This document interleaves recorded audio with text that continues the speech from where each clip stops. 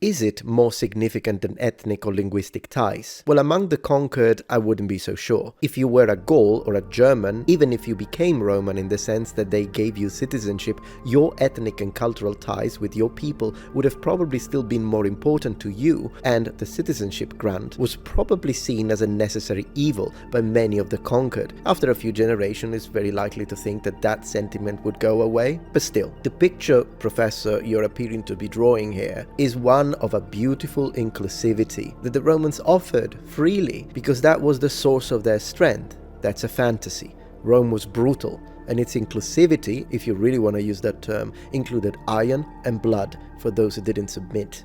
Considering the Romans as a whole, it would be more appropriate to call them Mediterranean rather than European. While the city of Rome was located in Europe, the Roman Empire extended across 3 continents: Europe, North Africa, and Asia. The Mediterranean Sea was at the heart of their world, serving as the empire's primary conduit for trade, culture, and military power. The Romans themselves called it Mare Nostrum, our sea, reflecting their Mediterranean identity. They were not oriented towards Europe.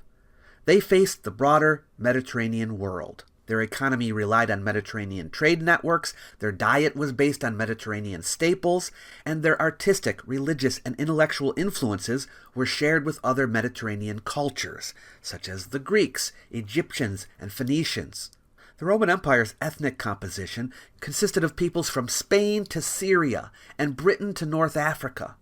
Many of Rome's key figures, emperors, generals, philosophers, were from regions outside of Europe. This is the moment when this video entered debunking status. I'm sorry to say, Professor, with all due respect, but this is all complete, utter nonsense. Let me now annihilate all of these statements, one by one.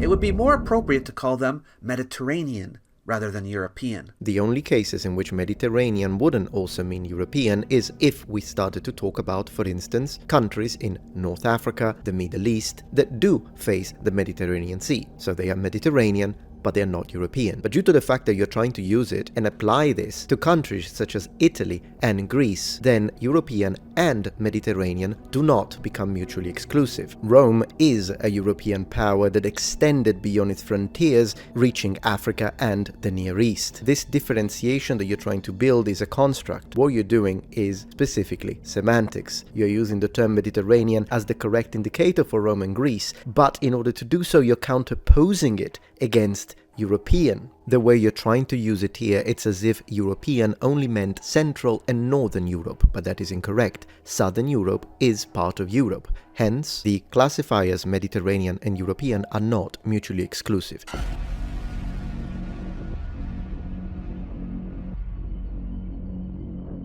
The Roman Empire's ethnic composition consisted of peoples from Spain to Syria and Britain to North Africa. Alright, let's have a look at the map that he's using now to strengthen his point. Let's define the colors. Already a cursory glance will show you that it is absolutely insane to try and remove the definition European from an empire that first and foremost stemmed in Italy, therefore in Europe, only because it extended to territories that, as we can see, still don't cancel out the European component of it. Do keep in mind that he's not trying to say that the Roman Empire was vast, he's trying to say European is not an apt descriptor. Also, I don't think it's by chance that he's using a zoomed in map. He is mentioning Britain as one of the territories, while he's not showing it, so how about we show it?